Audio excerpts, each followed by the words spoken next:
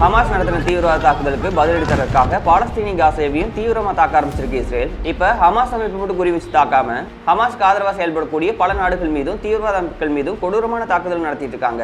இந்த நேரத்துல தான் போன வாரம் சிரியாவோட தலைநகரத்தில் இருக்கக்கூடிய ஈரான் தூதரகத்துல இஸ்ரேல் நடத்தின தாக்குதலால இப்ப ஈரான் மட்டும் இல்லாம மொத்த அரபு நாடுகளும் இஸ்ரேலுக்கு எதிராக திரும்பி இருக்காங்க.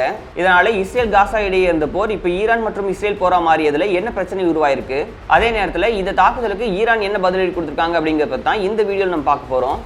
வாங்க வீடியோக்குள் போலாம்.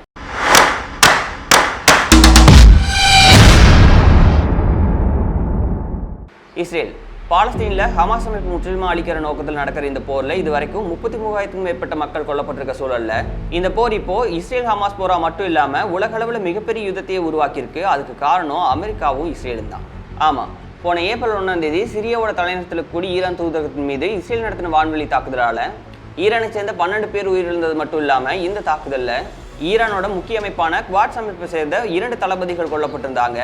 இந்த காரணத்தால தான் இப்போ ஈரான் இஸ்ரேல் மீது மிகப்பெரிய போரையை உருவாக்கியிருக்கு.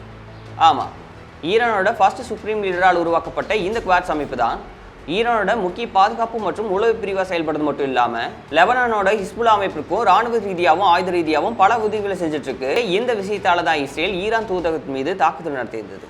சரி, அப்போ இந்த தாக்குதலுக்கு ஈரான் எந்த ஒரு எதிர்ப்பையும் தெரிவிக்கலையான்னு கேட்டால், இந்த தாக்குதலுக்கு பதிலடியா ஈரான் மற்றும் அரபு நாடுகள் இஸ்ரேலுக்கும் அமெரிக்காவுக்கும் கடுமையான எச்சரிக்கைகள் விடுத்தது மட்டும் இல்லாம ஈரான் நூற்றுக்கணக்கான ட்ரோன்களை ஏவுகணைகளை பயன்படுத்தி இஸ்ரேல் மீது தீவிரமான தாக்குதல் நடத்தினாங்க.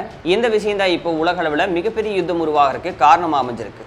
ஆமா, என்னதான் ஈரான் இஸ்ரேலோட தாக்குதலுக்கு பதிலடியா தாக்குதல் நடத்தி இஸ்ரேல் எச்சரித்தாலும் இஸ்ரேல் ஈரானோட எந்த ஒரு எச்சரிக்கைகளையும் பொருட்படுத்தாம இப்ப பதில் தாக்குதல் ஆரம்பிச்சது மட்டும் இல்லாம ஈரானோட முக்கியமான பல இடங்கள்ல ஏவுகணைகளை கொண்டு தாக்கி அளிச்சிருக்காங்க. இந்த விஷயம் தான் இப்போ உலக அளவுல மிகப்பெரிய பதற்றத்தை உருவாக்கி இருக்கு.